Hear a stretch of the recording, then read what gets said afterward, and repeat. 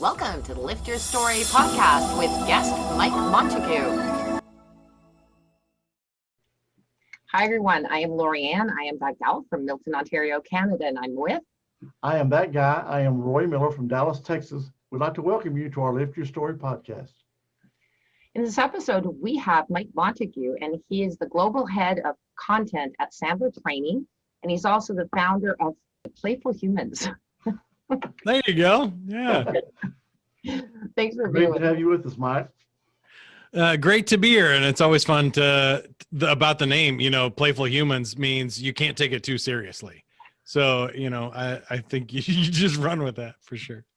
Yeah, that was going to be my first question. What exactly is Playful Humans? So, yeah. It's been a passion project for me about helping adults rediscover the power of play. I was a very lucky and blessed child to have a very playful childhood, and kind of my personal brand and what play is to me. I call it creative nerdery. It's a term me and my cousins came up with, or maybe our parents came up with for us, of just being playful and being creative. We'd go in the back room, put on wigs and get fake microphones and come out and do a show. And then we'd go back and we'd do something else. And it just reminded me that how much fun it was to play. And then when I got out of college, I did the same thing. I was a DJ and an entertainer, and I hosted TV shows and radio contests and all kinds of fun things. But then I got into the business world and got married and kind of settled down and focused. And I thought, I don't think I have as much fun anymore. I don't think I am like as playful and energetic and charismatic and living my creative, passionate self. I was taking myself too seriously, and I had to refine that. And it started about 2 years ago, but really ramped up during the pandemic, because I think so much of people's fun and freedom and relaxation got sucked out of last year that putting it back in became a priority for me. It's interesting because when I was working, we used to have fun at work. We worked hard, but we had fun. And it was almost the point where I couldn't wait to go to work, because we'd get out on a job site and we'd mess around and kid around. And, we were always teasing each other, who was the best, who could do it the fastest. And, it just made the day go by a lot quicker, and you actually enjoyed going to work. Yeah, I think that's exactly it. But in the pandemic, when we all work remotely, I'm in my home office and stuff here, that's harder to do. It's harder to mess around. But I'm with you. When I was at an advertising agency, we had these giant boxes one day that were all stacked up of banner stands to go out. We did the early bird special banners for Jiffy Lube. And so we had hundreds of them all stacked up in these look like Jenga blocks. So we started playing jumbo Jenga with the banner stands, because if we knock the stack over, we're not going to hurt a vinyl banner stand. And so we spent an afternoon playing jumbo Jenga in the warehouse.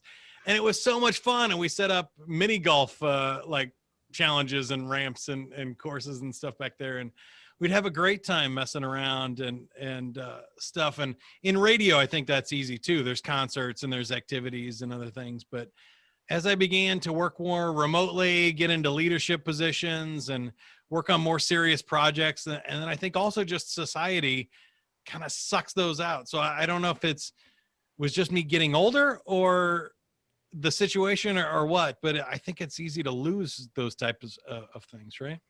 I think you're right. I think it's society that sort of puts those rules on us.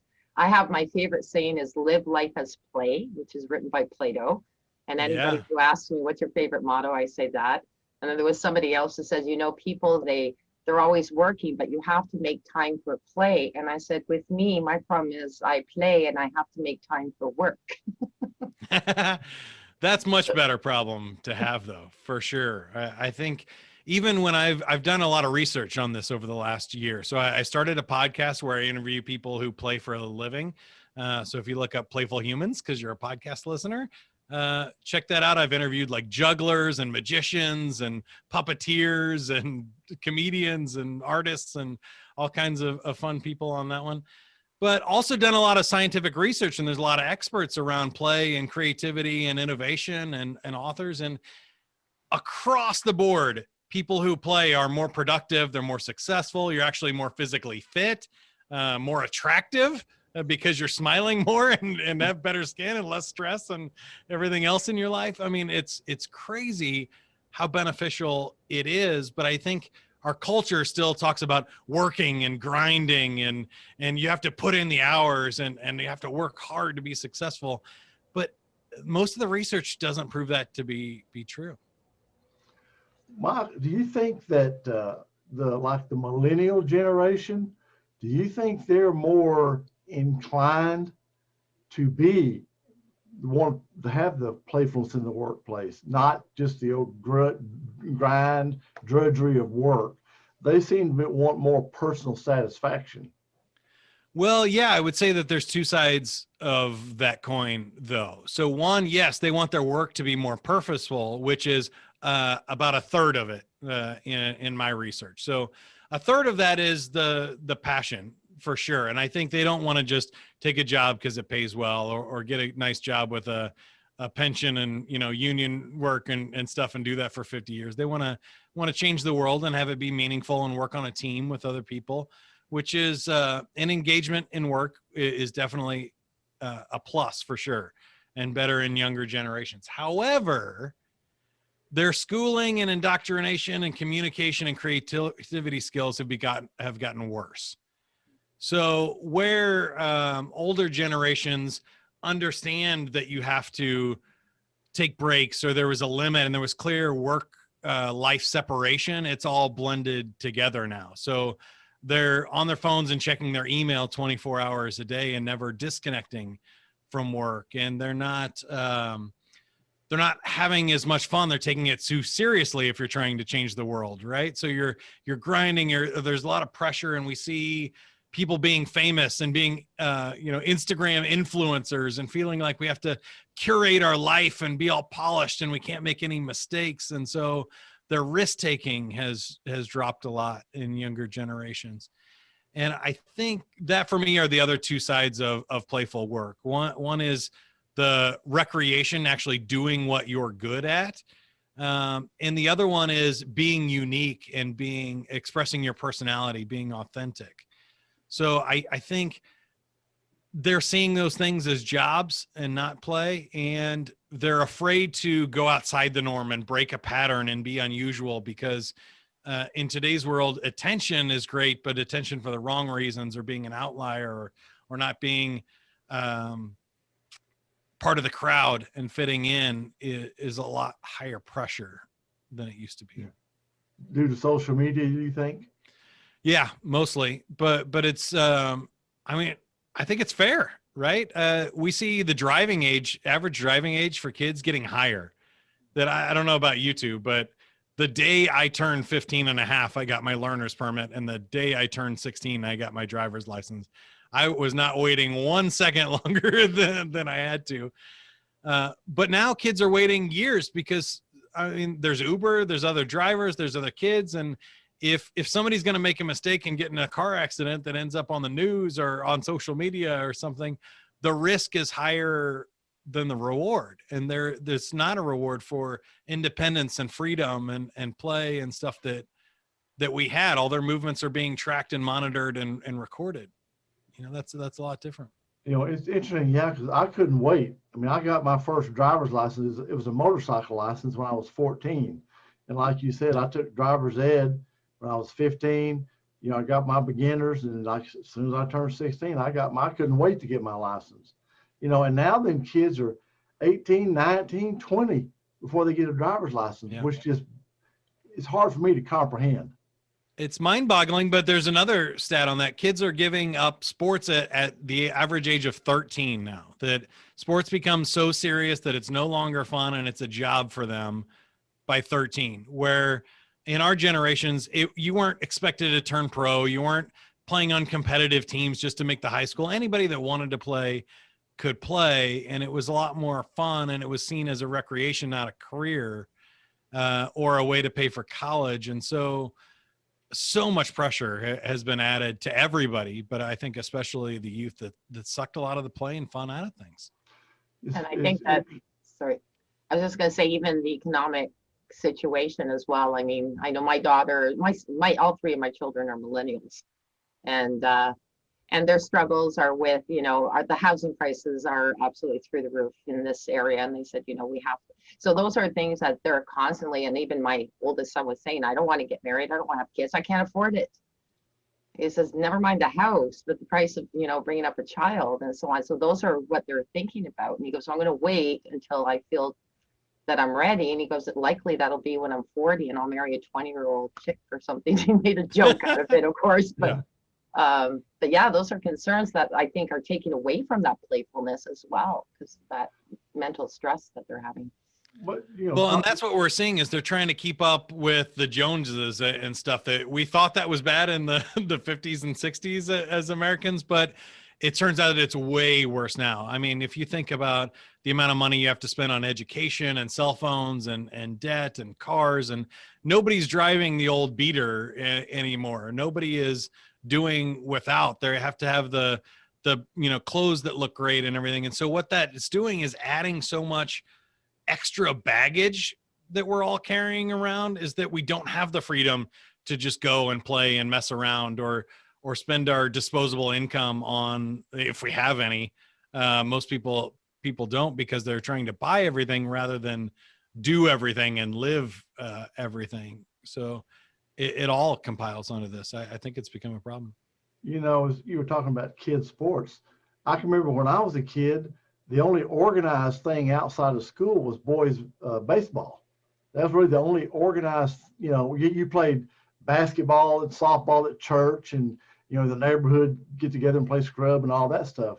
Yeah. And then, you could, if you were 12, you could start playing.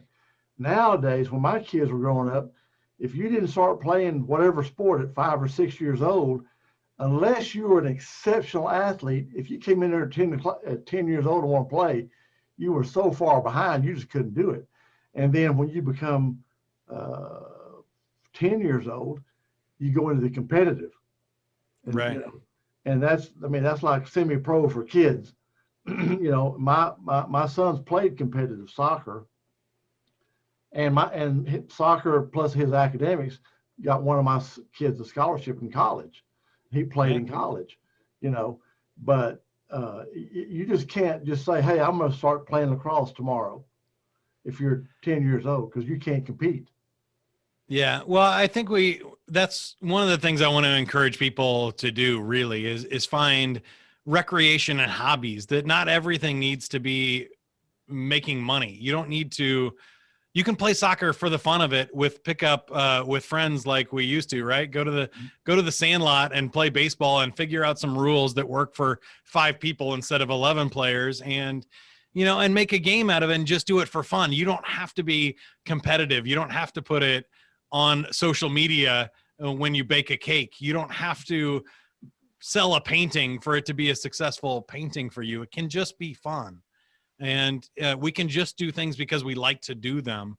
And I think so much of that has really damaged our society. I don't think happiness levels are going up, right? I think they're going down. And so we need to rediscover what we're here for and enjoy the ride a little bit more, and not just the destination. Well, I was going to say quickly too, Roy and I are doing this for fun because we enjoy it. And I always look at this, I remember when we first started, but we got 10 downloads, so we get all excited about it, right? And then like last week we had 876. That's more than we ever imagined in 1 week. And I see so many people who are doing podcasts, and for them, it's all about the numbers and it's all about the success. And I said to Roy, this is not what we're after here. For us, this is fun. Yeah. This is playful. It's great to move forward and gain, have some momentum, but then it's the statistics, the numbers. That's not what we do, and we've interviewed some people, and you were mentioning, keeping up with the Joneses and stuff, and their deal is, hey, I want experiences. I want memories. I'm not all about the other stuff. I want to look back on my life and say, Hey, I went here. I saw this. I did this. Not, oh, I got this nice car. Oh, I got this big Right. house. Oh, I got this vacation home. I want experiences. And we're starting to see a lot of that kind of a trend. Yeah, and there's been some great research on that too. That basically they can measure happiness levels, and they can do all types of surveys. And that when you plan a trip, you get to look forward to the trip that whole time that it's coming up. I have a big vacation coming up for my 10-year anniversary with my wife, and I'm really excited to travel again after I get my my second vaccine this week and stuff. And so I'm all jazzed up about that. I get to experience these pleasures before I even go on the trip. And then when you make memories, you get to experience them over and over again. But things are not the same thing. A car is valuable because if you don't have freedom and you can't go anywhere, you can't get to work, that's a challenge. But any car, once you have one, a nicer car does not add to your happiness level. When you get a nicer car, you have the same thing. You have four wheels that get you somewhere. And you might be able to tell your friends a story about it, or you might be proud of it, but it gets dinged up. Somebody door dings you, you get in a wreck, you scratch the paint, and your happiness level with that purchase goes down over time rather than up with experiences and relationships. I love one line that one of our guests said. It says, "You never see a U-Haul following a hearse." I love that line. For sure. And I think time is such a valuable resource. You don't want to waste it, on things that don't add happiness and value to your life, right? Absolutely. Well, yeah, it's like when you get to be our age, time is more important than money. Yeah. You can always make more money, but you can't get more time. Yeah, I 100% agree with that. And Lori, I was going to echo what you said about the podcast too, because I actually have two. So the How to Succeed podcast is for my day job, my work where I do sales training, and it has close to 2 million downloads now. And it's been 5 years and great guests, and it's all fun, but it becomes a job then. And there are people looking at the numbers, and I get paid to do that. When I started Playful Humans, because of this topic, I intentionally said, like, I don't even want to know the numbers. I don't want to look at this at all. I'm going to do this and commit to doing this for a year or more, as long as I find it fun, and I'll stop when I stop, but it's not to make money. I don't want to have a sponsorship plan, or I don't want to have rates or any monetization on it. I just want to do it because it's something fun to do for me. And it really changes the process a lot. It really does. Yeah. Yeah. The play. You want to be playful. For sure. Yeah. Well, yeah, I mean, I think that makes the guest experience more, wouldn't it? Right. Yeah. I mean, one thing that I found in Playful Humans is there's a lot of people that work in playful fields. So if I don't have a monetization strategy, I don't have competitors.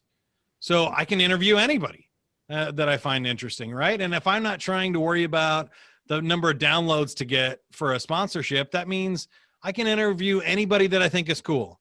I interviewed a 21-year-old poet who was, just getting started, unknown. Nobody knows anything about him, but it was a really cool young guy. And then I also get to interview a guy that has photos in the Smithsonian, and he has a huge audience, or a billionaire that does these cool like projects and missions down to like the Titanic and on space, into space with Elon Musk and stuff like that. And those are cool stories that I don't have to worry about what the objective is. Then I just get to enjoy the ride and the interview. Well, that's kind of like us. We started out in one direction, and then, we're starting to talk about this guy's business. All of a sudden he tells some little side story, and it's way more interesting than his business story. And so we've kind of, our philosophy is everybody, no matter who they are, has a story. Yeah. And that's kind of the way we do it, is we don't care who you are. There's people out there that want to hear about you and your story. Yeah, I like that, especially because I don't think enough people are thinking about writing their story. I think we really have another thing in our society where these days with reality TV, we can watch other people do things and live vicariously through them, but we're not actually doing anything. So I got that way with sports. I love sports growing up. I played soccer as well, Roy. Played baseball, basketball, ran track and cross country, and enjoyed all of it immensely. And I was a fan of watching sports. But as I got older and I stopped playing sports, and I think also maybe when you get older than the people that are like in the NFL, right? You start going, why am I watching these kids chase a ball around a field for 3 hours? Like, maybe I should do something productive with my life rather than watch somebody else do something productive, right? And so it just kind of changed my view of it. Of I don't want to watch people do cool things. I want to do cool things. I want to write my story every day and tell a story about myself and to myself that is one that I'm proud of and that's exciting and fun and interesting, right? That's funny because I was like through January, it was really bad. I was like binging Netflix. I'm living vicariously through all these people on television or, whatever movies there are. It's so and easy. And it reminded me of somebody saying that. I think it was my pastor way back when. And he said, too many of us aren't doing that. We're watching TV because we want that life, but we're not going out to get it, and we're not doing it. We just live vicariously through that, but it makes us too passive and sedentary. So. Yeah, my mentor said a line to me that really changed my attitude forever. I think he said, are you sitting back asking when will somebody notice me, or are you asking yourself when will I do something worthy of being noticed? And I think that changes the game when you go, oh, I need Steve Martin quote, be so good they can't ignore you. I have that one on a book over here to my right. But when you go, oh, I just need to make some noise. I need to do something worthy of getting attention before I complain about not getting any, right? I think that really changes the game and puts you in the right mindset to do something worthwhile. What was it, Oscar Wilde? Be yourself, everybody else is taken. Yeah, for sure. That's another great one. Yeah, instead of trying to be like everybody else. I kept telling my daughter she's very unique, and then they get into school and then they start to try and be like everybody else and fit in like everybody else. And now that she's in her 20s, she says, Mom, you were right. Like, keep your authenticity, keep who you are, and be unique, and people will notice you. But if you just blend into the crowd, it's not going to happen.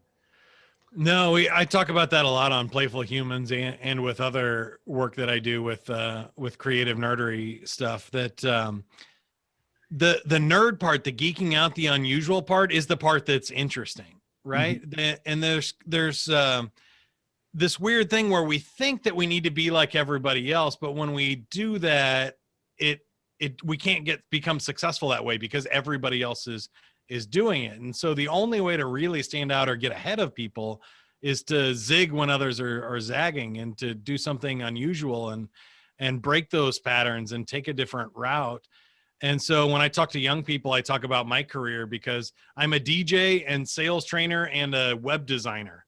And so most web designers will not go DJ a wedding or a club. And most DJs will not sit behind a computer and design websites. And then when you mix in the sales training, who knows have you ever seen that position on Indeed, or you ever have anybody hire a sales training DJ web designer before? No, but at Sandler Training, that's exactly what I do. I host the podcast, which is the radio DJ part. I design the online courses for Sandler, which is the internet part. And I use my sales training expertise that I've done for the last 20 years. And I get paid about the same as all three of those jobs combined, because nobody else does that. Nobody else has that job anywhere else, maybe in the world, or at least with Sandler. So I think you're right. It's so interesting. But the ones that really crack me up, Lori, are the ones that the people that think they're being unusual, like everybody else that's being unusual. When you see like groups that are like, we're anti-establishment hipsters, and you're like, and you look exactly like all the other anti-establishment hipsters. Like, why don't you actually do something unique? Oh, that's funny. But it's funny too, because I did a lot of finances. So like I was not quite at the accounting stage. I didn't have my CA, but I did right as far as I could go. But I also did all the marketing and the web design too. And people going, you don't look like an accountant. Well, for one, I don't have my CA, but the point is I was doing all the accounting, 2 budgets, And they go, you just don't look like one and you don't act like one. And I'm going, but why do you have to stereotype me as one? But I was also doing, and they go, how do you match the two? Well, because I love both. I've got both sides. I like the analytical, but I also have the creative. So this feeds both. So right. But yeah, and that's pretty unique. Yeah. Yeah, because most people are one or the other.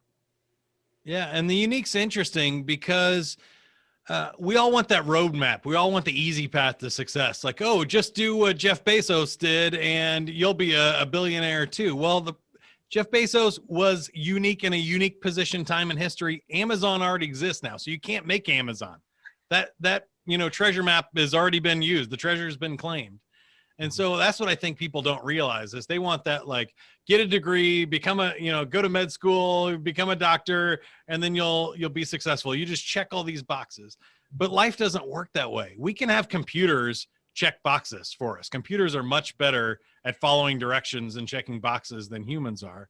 We need somebody that's unusual. We need to find a path to success that hasn't been taken yet. And so when you take that unusual road, you get a much better story, but you also get much better results because that treasure is still there. It hasn't been taken by 8 other people following that treasure map. Yeah. Yeah.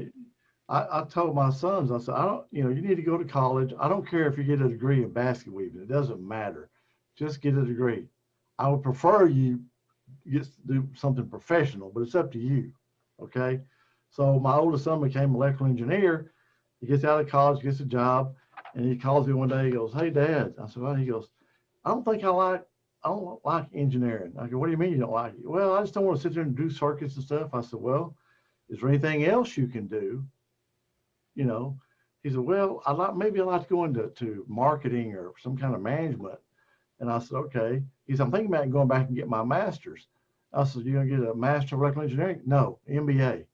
Because that would help me in, more pathways in work, But, I was like, you went all to school for all these years to be an engineer and you don't want to be an engineer, But so he went back, got his MBA, and then he's into management now. He's more or less happy. But, it's just funny because like you say, all right, I'm going to go to school, check. I want to be an engineer, check. I got a job, check, and then you get there and go, well, I may not like this. My son did the same thing. He following dad's footsteps, same university, engineering. And then 3 years into it, he said to his dad, I don't want to do this. So he got into business as well, marketing and finance. And he's doing really well now. But he didn't do all the years. He only went the 3 years, but still 3 years.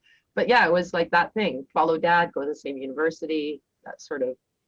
And it didn't work it out. happens a lot. And I mean, you see it typically with midlife crisis too, where you're like, okay, I did everything everybody told me to do. I got the house, I got the kids, I got the job, but now what? Now I just do this over and over again for 20 years. Like that doesn't sound fun. And then maybe retire and get to play then. I think we realize that model's broken, but we realize it way too late. And I can relate to what both of you said. And I think there's 2 lessons for me. One is all that other work you've put in is a gift to your current present self, but it doesn't mean you have to keep doing engineering for the rest of your life. You have that skill set. It's with you. It's something in your backpack, but it doesn't mean you have to use that tool. You can go find new tools, which I love. For me, it was radio. I dreamed about being on the radio. I told you we used to interview each other out by the pool and messing around as kids. I got my own show. I was on nights on the top 40 station. It was exactly everything like 5th grade Mike would have dreamed of. And the job stunk. Oh. I was sitting in a room by myself behind a computer and I'd tell the funniest joke I'd ever heard of and hear nobody laugh. Maybe one light would flash in the corner, one red light. And stuff, and you don't get to pick any of the songs. They're all scheduled by the program music director, and so I talk like 5 times an hour for maybe 20 seconds. The rest of the time I'm sitting there bored, staring at a computer screen, surfing the internet. It's like, oh, this is miserable. Oh, and I went, idiot. Like, I need to get out of here and do something else. But that's okay. I mean, that's great. That's part of learning. I did it. I checked the box. I did something I always dreamed of doing, and it wasn't for me. So now I get to have more fun. But it did help you in the future. Well, yeah, I mean, I use all those skills now on my podcast for my day job and my podcast for fun. And I found that live entertainment is my thing. So I do public speaking and workshops for people and stuff. And that's way more fun because then I get the immediate feedback, the smiles, the laughs, and get to mix it up with people live. That's where the magic is for me. Yeah, the interaction. Yeah. So Mike, how can our listeners reach out to you? I would say find me at playfulhumans.com. There's two things there. You can find my contact information for sure, but there's a playfulness quiz, which will tell you your personality style for play. Do you like to move? Do you like to solve puzzles? Do you like to play games and be competitive? Or do you like to create from scratch and be artistic? Really cool quiz. Just find it on the homepage there. Or go to playfulhumans.com/quiz. And then there's a community where I'm collecting other adults that want to play and have more fun and be more creative. So if that sounds like you, I would be happy to have you join the community and help the rest of us have fun. Wow, that's great. That's great. Yeah, thanks so much for being with us today. Really enjoyed it. Time flew by. It did. Thanks for having me. It did. Okay. All right, Mike. Well, thanks a lot. Bye-bye. Thank you for listening to this episode. Be sure to visit us at lifterstory.com.